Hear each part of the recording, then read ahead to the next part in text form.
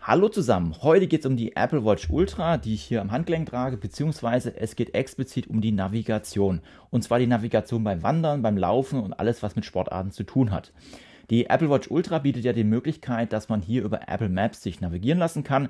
Da könnt ihr euch entsprechende Adresse eingeben oder auch eine Stätte, wo ihr hin möchtet. Und dann werdet ihr auch da, wie gesagt, entsprechend navigiert. Schwierig wird das Ganze schon, wenn ihr dann hier Sportarten durchführen möchtet oder wandern gehen möchtet in den Bergen. Da hat die Apple Watch momentan zumindest von Haus aus keine Navigation an Bord. Eine Möglichkeit, dieses Problem hier aus dem Weg zu räumen, ist zum Beispiel die App Work Outdoors. Ich hatte die schon mal auf dem Kanal vorgestellt. Da haben sich jetzt aber ein, zwei Dinge schon mittlerweile geändert, beziehungsweise die Apple Watch Ultra hat auch eine andere Auflösung, beziehungsweise größeres Display. Und da schauen wir jetzt einfach mal, wie sich das Ganze hier auf der Apple Watch Ultra wiedergibt. Die App ist im Verhältnis zu anderen Apps im App Store jetzt nicht gerade günstig, kostet aktuell 6,99 €, aber für das, was sie alles kann, ist sie doch wirklich vom Preis-Leistung-Verhältnis wirklich sehr gut. Ihr habt auch die Möglichkeiten, zum Beispiel hier Leistungsmesser der Räder anzuschließen oder auch dann entsprechend hier mehrere Datenfelder anzeigen zu lassen. Ich zeige euch an dieser Stelle mit der Navigation einen kleinen, ja vielleicht auch einen großen Teil der App. Sie hat wie gesagt noch viel mehr zu bieten, aber ich würde sagen, wir gucken uns das einfach mal direkt an, wie das Ganze mit der Navigation aussieht. Ja, als allererstes, um das Ganze überhaupt nutzen zu können, müsst ihr natürlich erstmal die App installieren. Und wir sehen jetzt hier, ich habe den App Store schon mal aufgemacht. Die App nennt sich hier Work Outdoors. Und ich denke mal, die Bewertung von 4,8 Punkten sagt schon einiges aus. Ihr bekommt hier dann auch schon mal eine kleine Übersicht, einen Vorgeschmack, wie das Ganze hier dann aussieht. Wir gehen jetzt einfach mal direkt in die App hinein und da haben wir ja schon Work Outdoors. Und da sehen wir einmal hier, wenn wir reinkommen, alle Aktivitäten, die ich hier schon durchgeführt habe. Wir sehen auch hier den Lauf, den ich euch jetzt gleich zeigen werde, im Live-Betrieb. Wie das Ganze aussieht, habe ich hier entsprechend auch schon durchgeführt. Wir haben ja auch die Möglichkeit, Screens einzustellen, also Datenfelder. Und das ist auf jeden Fall eine weitere Stärke dieser App, weil wir viel mehr Daten anzeigen lassen können, als jetzt hier mit der nativen Apple Watch Lauf-App bzw. Workout-App. Und wir sehen auch schon, es gibt hier diverse Möglichkeiten mit oder ohne Karte. Hier ist zum Beispiel auch Skifahren dabei oder dann auch Reiten etc. Und so könnt ihr das Ganze entsprechend einstellen. Ich habe die App auch mal hier ausführlich gezeigt auf meinem Kanal. Das verlinke ich dir einfach mal. Das ist noch ein älteres Video, da bitte ich die Qualität zu entschuldigen, aber da habe ich, wie gesagt, schon mal etwas mehr gezeigt. Wir gehen jetzt einfach mal ganz kurz ins Laufen hinein, dass wir das nochmal kurz gesehen haben. Wir sehen hier, ich habe zum Beispiel hier ein Overview-Feld, also hier bekomme ich alle Daten angezeigt. Ihr könnt dann hier auch reingehen und entsprechend die Daten hier verwalten. Ich muss aber dazu sagen, die App selber ist hier auf Englisch. Es gibt momentan noch keine deutsche Version. Das heißt also, ihr müsst ein kleines bisschen Englisch verstehen, aber es ist wirklich sehr einfaches Englisch. Das ist nichts Kompliziertes, was hier entsprechend zur Auswahl steht. Wir sehen auch hier, dass wir verschiedene Optionen haben. Ich habe hier zum Beispiel ein Pace und ein Powerfeld. Beim Powerfeld kann zum Beispiel auch das Stride verwendet werden oder die Power von der Uhr. Dann sehen wir hier, dass wir einmal die Karte alleine haben mit einem Feld unten oder auch die Möglichkeit hier ein Layout, wo das komplett ist, also einmal komplett außenrum. Oder auch wir können hier einfach umstellen, wie wir das Ganze haben möchten oder auch einfach nur die Datenfelder unten. Ebenfalls habt ihr die Möglichkeit, wenn ihr jetzt Probleme im Lesen habt, auch die Schriftgrößen zu ändern. Dann werden ja auch entsprechend hier die Datenfelder angepasst. Das heißt also, hier werden dann natürlich dann weniger Datenfelder angezeigt, wenn die Schriftgröße etwas größer ist. Dann gehen wir zum nächsten Punkt, das wäre hier Maps. Wir sehen auch schon hier, ich habe hier so einen grauen Bereich, das ist dieser Bereich hier. Dieser Bereich ist, ja, da habe ich die Daten entsprechend heruntergeladen, beziehungsweise die Daten oder die Karte auf die Uhr geladen. Ihr habt nämlich die Möglichkeiten, hier auch offline die Karten mitzunehmen. Das ist gerade interessant, wenn ihr irgendwo unterwegs seid, wo ihr jetzt keinen Handyempfang habt, dann habt ihr trotzdem entsprechend hier die Karten dabei. Da komme ich aber gleich nochmal dazu, wie ihr das Ganze machen könnt. Dann haben wir noch das Thema Settings und hier könnt ihr zum Beispiel sagen, gerade für die Navigation ganz wichtig, dass ihr hier bei Offroad, also wenn ihr außerhalb der Route seid, dann entsprechend hier ein Alert bekommt oder ein Screen Message bzw. Burst Alert und dann könnt ihr das Ganze hier auch entsprechend nochmal einstellen, wie ihr es haben wollt. Ich habe das jetzt auf 50 Meter eingestellt, damit ich nicht ständig Alarme bekomme, weil die Apple Watch Ultra ist, was GPS angeht, wirklich gut und wenn man ein bisschen wegkommt vom Weg, geht ja auch schon direkt das hier los. Deswegen habe ich mir das jetzt hier persönlich auf 50 eingestellt. Ihr könnt das Ganze aber bis auf 10 Meter reduzieren. Leider hat die App einen Nachteil und das finde ich hier auch nicht bei den Alarmen und zwar ist das Abbiegehinweise. Die Uhr bringt leider keine Abbiegehinweise, zumindest ist es aktuell der Fall, dass ihr hier entsprechend keine Hinweise bekommt, dass jetzt hier eine Abbiegung stattfindet. Aber wie bekomme ich jetzt hier die Routen entsprechend auf die App bzw. in die App? Ich habe das Ganze jetzt hier mal anhand von Komoot. Ich nutze sehr viel Komoot zum Planen, das ist eigentlich mein Hauptplanungstool und Es funktioniert aber mit allen Programmen, die GPX-Dateien unterstützen.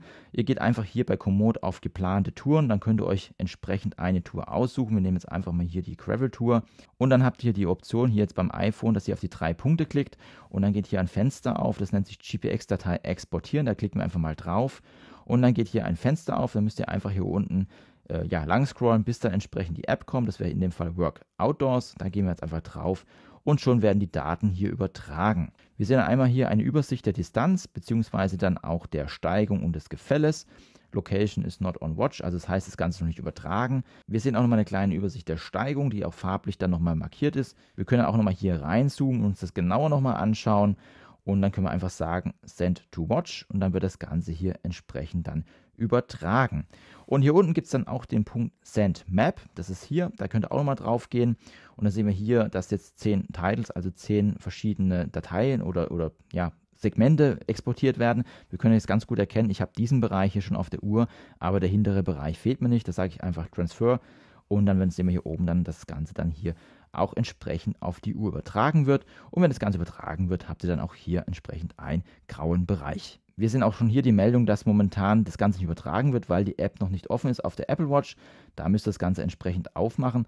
Ja, und dann sehen wir auch hier jetzt das Ganze übertragen und entsprechend sind dann hier die Felder, wie schon gesagt, grau hinterlegt. Wenn ihr jetzt die Aktivitäten aber nicht mehr auf der Uhr haben möchtet, beziehungsweise entfernen möchtet, geht ihr einfach nochmal hier in die Aktivität hinein und dann gibt es hier den Button Remove from Watch, also hier hat sich das Ganze dann entsprechend geändert, da drücken wir jetzt dann drauf und dann werden auch hier die Daten dann von der Apple Watch Ultra, gelöscht. Da haben wir jetzt die Apple Watch Ultra und um das Ganze hier entsprechend zu starten, gehen wir jetzt hier mal auf Work Outdoors und wenn ihr das noch nicht gemacht habt, geht ihr einfach jetzt hier runter und dann könnt ihr unter Settings die Route entsprechend auswählen. Dann gibt es dann hier, ich habe schon die Route ausgewählt, hier die Route auszuwählen. Wenn ihr die nicht mehr auswählen möchtet oder nicht mehr nutzen möchtet, könnt ihr einfach auf Unselect gehen und dann kommt ihr automatisch hier schon die Auswahl. Wir nehmen jetzt aber hier den Navi-Test, den ich hier machen möchte. Dann ist bei der Running App entsprechend auch die Strecke hinterlegt. Wir können uns auf der Map das Ganze mal anschauen. Dann sehen wir einmal hier, können rauszoomen und reinzoomen und wir sehen auch hier, dass wir hier eine Doppelung der Route haben. Das bedeutet, wir werden hier entsprechend auch zweimal die gleiche Strecke laufen, also hier das kleine Stück zumindest und dann geht es auch wieder zurück. Was wir gut ebenfalls erkennen können, ist auch, dass wir hier Steigung sehen, also das Rote hier ist so ein bisschen rötlich angedeutet, das ist eine Steigung und die wird so roter, umso steiler das Ganze wird und das Blaue ist dann entsprechend hier, das Gefälle, wo es dann runtergeht und alles dazwischen ist dann gerade. Gestartet wird das Ganze jetzt hier bei 100% und dann schauen wir mal, was nach der Tour übrig bleibt. Make it all glow, dress up the shit inside. Wir sehen jetzt hier auch schon die erste Abbiegung. Ein Nachteil, was Work Outdoors hat, ist, dass wir hier keine Signale bekommen, Abbiegehinweise. Was wir euch aber zeigen will, sind ein bisschen die Wege, die wir haben. Und zwar sind wir jetzt hier auf der Straße. Wir sind jetzt hier, geht so ein Weg rein, der jetzt kein Landwirtschaftsweg ist, aber auch kein richtiger Fahrweg. Wir sehen hier die Kreuzung. Und wir haben das entsprechend hier abgebildet. Wir sehen einmal hier den Weg, der ins reingeht, beziehungsweise dann auch hier die Kreuzung. Ja, und nochmal einen kleinen Blick aufs Kartenmaterial zu werfen. Wir sehen es hier, wir sind jetzt hier am Weinberg. Hier geht jetzt gerade der Weg hoch, den ich laufe. Beziehungsweise hier geht es dann auch so, Trampelpfade rein. Und die Apple Watch Ultra hat wirklich auch die Wege drauf. Also wir sehen auch hier, die ganzen Weinbergwege sind dabei. Wir können auch nochmal hier entsprechend rauszoomen und reinzoomen. Das habe ich schon gezeigt. Man sieht auch hier, ich bin entsprechend in der Steigung. Und wenn man jetzt hier weiter rumscrollt, sieht man auch hier, dass die Linie etwas lilaner wird, weil die Steigung steiger wird. Unten sehen wir gerade die Zeit, die ich mir einblenden lasse, die Pace, ich stehe jetzt gerade und dann hier das Speed-Diagramm ist auch ganz gut zu sehen, wann ich da immer filme. Generell kann man sagen, das Kartenmaterial ist wirklich sehr gut, also ich hatte bis jetzt keine Waldwege oder auch draußen, also ich bin ja schon mit der Apple Watch 6 gelaufen mit der App und da hatte ich bis jetzt keine Probleme gehabt, war immer alles dabei gewesen und die Karten sind entsprechend heute auch offline dabei.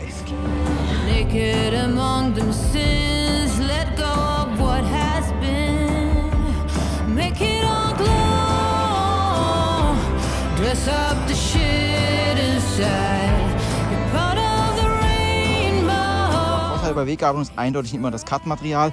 Wenn wir jetzt mal drauf schauen, sehen wir auch hier einmal die blaue Linie, die sind wir gelaufen, also das gestrichelte, beziehungsweise wir sehen jetzt auch hier, jetzt geht es rechts ab, beziehungsweise wir müssen jetzt links ab.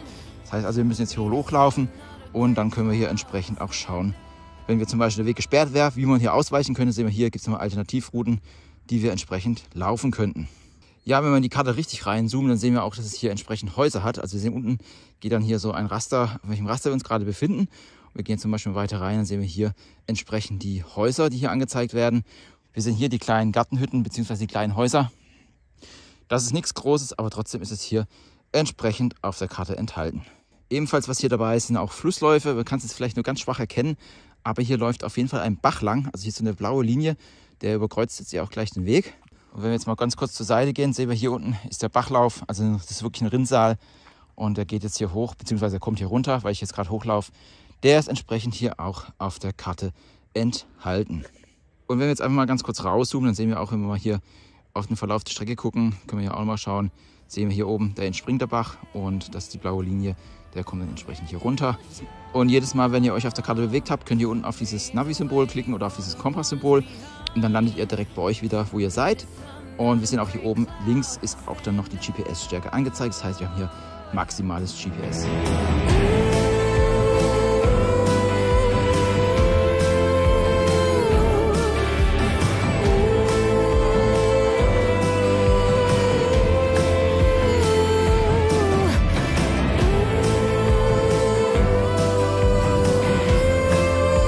Wir sind jetzt hier an einer Weggabelung. Wir sind hier einmal links, einmal rechts.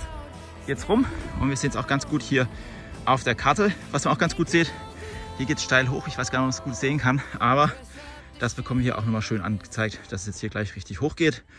Und wir werden jetzt einfach mal anstatt rechts, links abbiegen und schauen einfach mal, was die Uhr macht.